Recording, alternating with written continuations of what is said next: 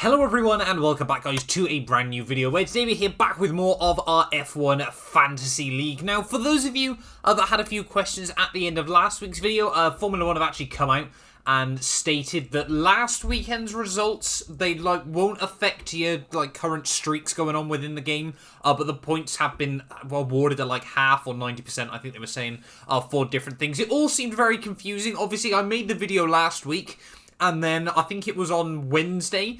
They then just completely changed it around anyway, so it basically made that video irrelevant. So that was fun. Thanks very much to FOM for deciding that one for us. But of course, the Dutch Grand Prix, unlike Belgium, went without a hitch. Pirelli, I'm amazed, none of the tyres. We didn't have a single puncture. In fact, to be honest, it was a pretty dead race. Let's be fair, of course, unless you're a Dutch fan, which I can understand there was a lot of hype for you guys. Obviously, as always with the drill, I won't talk too much about the Grand Prix. It's sort of like an in-depth detail in this video. Of course, we'll save that for when I do the podcast tomorrow with Jamie as well. So if you aren't already, please do get yourself subscribed. We're closing in on 19,000 subscribers as well. We're just over 1,000 away from our goal of 20k by the end of 2021. So obviously, you can help us get one step closer to that. It would be massively, massively appreciated as well there. But yeah, the Dutch Grand Prix. We did quite well, actually. I was pleasantly surprised. Now, obviously, heading into this one, I took a bit of a gamble. I'm mega driving Max Verstappen. I was expecting a dominant weekend from Red Bull, pole position, fastest lap, race victory. Didn't quite get the fastest lap, but the pole and the race victory were the two far more important bits. So Max Verstappen coming in clutch there, and 132 points for us. I'm pretty certain that is about the maximum score you can get in F1 Fantasy as well, there, unless someone does a last to first or whatever. Or something absolutely They get pole, they then have grid penalties so they start last and still somehow win the Grand Prix. You'd probably score a few more points. I don't really know for sure whether you get any more for that. But yeah, Max Verstappen coming in clutch with 132 points there. Lando Norris, I probably should have thought about it a little bit more. I should have realised, obviously, Spain earlier on in the year, McLaren struggled quite a bit. Lando had a decent race, actually, in the end, considering how bad his qualifying went, but obviously didn't quite come in clutch in the way I'd wanted to there. And we should have turboed Ferrari Charles Leclerc this weekend, and we probably ought to be doing that at a lot of the high downforce circuits as well, coming up late on in the year there. Perez, again, a rough weekend there, somehow went out in Q1. And then, to be fair to him, had a decent race, had a decent recovery drive. I thought this is thought he was starting from the pit lane, he was just going to get stuck all day. And then Russell, unfortunately, again, Williams just did a Williams and didn't have the race pace that we'd hoped for as well there. So probably going to have to get Russell out of the team sooner rather than later as well there. But McLaren as well, again, with the same sort of situation as Lando Norris, I really should have thought about putting Ferrari in instead there. I think that's probably going to be what we have to do around the high downforce circuits between now and the end of the year as well there. So our main team, we got 212 points there, 212. Absolutely love to see that, the absolute scenes at the end of the day there. So rather happy with that one. Looking quickly at our other teams though, our Mac 212 meme team 2. Minus 16. That was pretty impressive there. I turboed Nikita Mazepin, who spent half the day trying to take his teammate out of the Grand Prix. Love that. And then obviously, of course, retired later on. Anyway, Mick Schumacher scored me 6 points. Giovinazzi only got 3 points, despite basically he's literally driving to survive in Formula 1 at the moment. They're a mega qualifying lap by him, but just Alfa Romeo again, a bit like Williams, just didn't have the race pace as well there. Sonoda, minus 13 as well, a rough weekend all round for him. Franz Tost was saying he needed to get into Q3, and we were like, mate, that's not going to happen.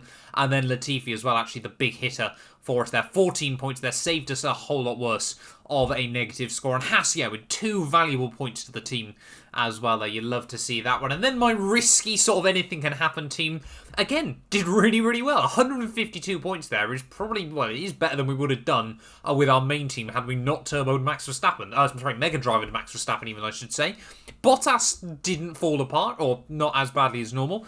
Obviously, again, we'll talk about that fastest lap stuff and what's going on behind the scenes in the podcast I do with Jamie. Perez, obviously, we've already got him in our other roster as well. There a decent recovery from him. Seb, another poor weekend, to be honest, obviously. Unlucky that really his whole weekend got undone based on the Haas cars parking it through turn 13 there. And again, obviously, Latifi. But the big hitter for us, yeah, was Pierre Gasly. What a star he was over the weekend there. A highly underrated star, I must add as well there. 56 points for us. And then, of course, having Ferrari as our team as well really did come in clutch there. Sainz, I think, just got jumped on the final lap, but Leclerc obviously finishing P5 as well. That was a very, very good result for him. So moving on though over to the league, we've actually had a few more of you guys join as well. They're up to 414 members now, so next year I reckon we aim for 500 as well. But obviously if you aren't already, get yourself involved nonetheless. Obviously we have a bit of a recap of each of the Grand Prix as well as the overall standings as well. So obviously you can always get featured as well. But having a look then at the Dutch Grand Prix overall scores, it was actually Damon who took the most points, obviously with his Mega Driver, 260 points. So Verstappen, Lando Norris, just like myself there, actually squeezed Red Bull into his budget, and also Gasly, so yeah, did really, really well there. And then Carlos Sainz and Mick Schumacher as well there, so a good job done by Damon G this weekend. P2 goes to Yuri H on 256, again, Max Verstappen, Charles Leclerc, Carlos Sainz there, so a good couple of haulers there. Alonso as well coming in clutch, he had another good weekend. And then Lando Norris and Alpine, that's a really impressive team. You haven't really got any bad drivers in there. I'm not sure how you've managed that, but that's a pretty decent little roster. I think it's probably going to score quite well between now and the end of the year there. Not me, but we're going to call him Fake Me for today. Matthew N, again, Verstappen, Turbo Leclerc was a very good job done. Norris, Russell, Gasly and Ferrari as well there. We got Mark F, 247 points just behind him.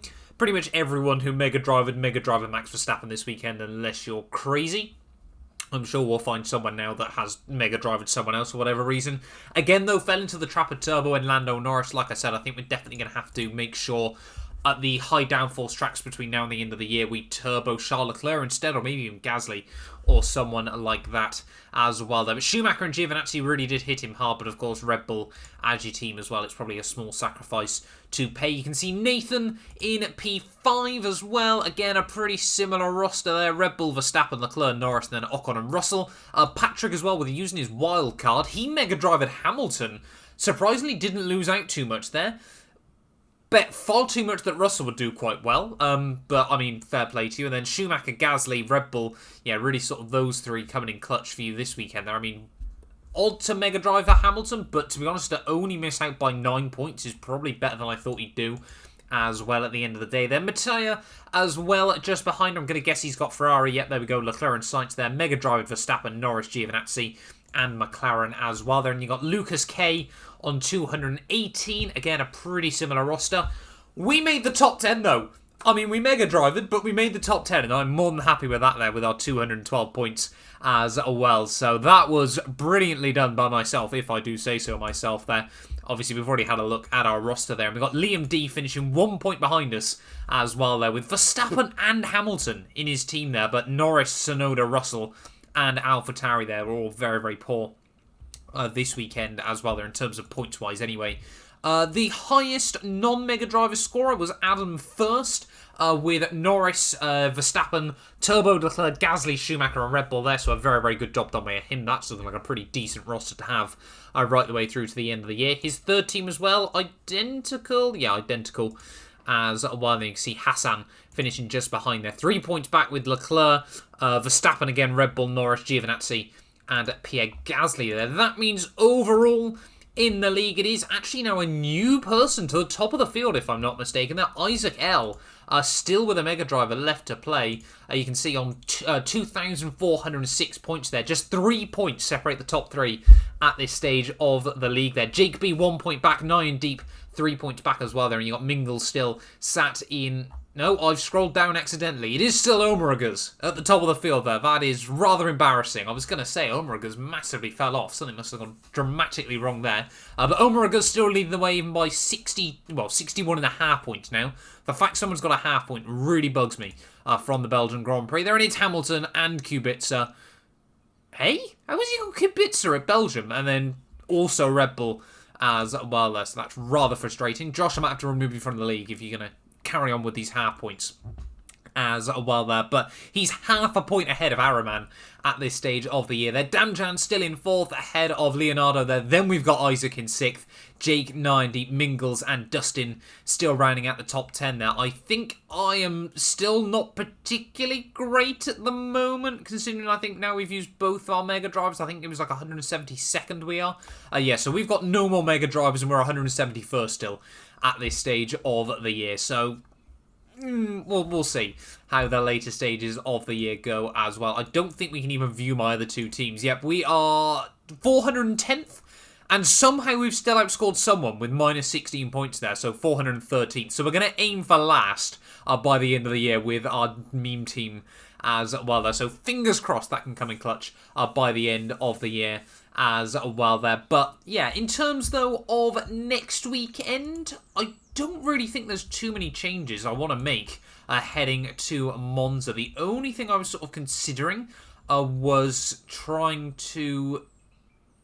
I was thinking putting Hamilton back in, just because I feel that Red Bull aren't going to be that quick down the straights, and Hamilton and Bottas might be able to outstrap Verstappen a bit better this weekend. I know last weekend it was pretty just awful display for all the wrong reasons, but I don't think I've got the budget to put Hamilton into the roster there. I definitely want to scrap Russell. I just don't think that Williams is going to be worthwhile having this weekend as well there. So we could put Latifi in. I guess he might be able to clutch up and do something this weekend with a bit of luck.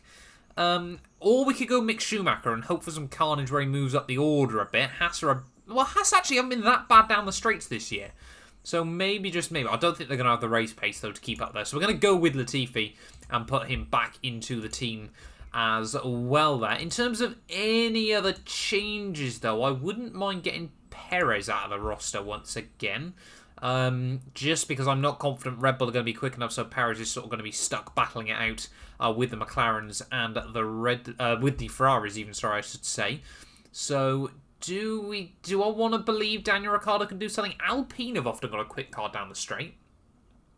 I'm going to gamble it, and we're going to take Sergio Perez out of our team and put... Well, is that worth doing? No, Perez has outscored Alonso by a lot this year. We're basically requiring Alonso to do better than Perez in a Grand Prix, which seems a little bit ridiculous, if you ask me there. So we're going to keep Perez in for another week. Again, I'm probably going to have to do like a big reshuffle at some point later on this year there. But of course, the Italian Grand Prix, the last of this triple header that we've currently got going on at the moment. So let me know down in the comments below as well, obviously, how well you guys did over the course of the weekend. Obviously, like I said, we'll be back tomorrow with Jamie and I's podcast as well, talking about the Dutch Grand Prix there. But thank you all so much for watching. Why on earth is Mugello in the background of this one as well there? Not too sure. I've just noticed that. You can see behind all of our teams.